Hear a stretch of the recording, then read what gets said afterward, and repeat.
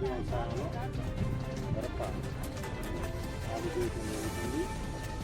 మిరప నర్సరీలో నుంచి ప్రధాన పొలంలో నాటే ముందు బీజామృతంలో నారు నాటించడం జరుగుతుంది.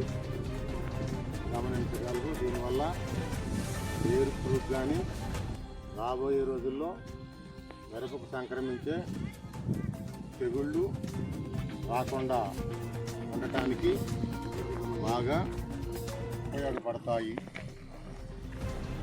అందరూ ఈ విధానాన్ని పాటించడం వ్యవసాయంలో మిరప సాగు చేయడం జరుగుతుంది.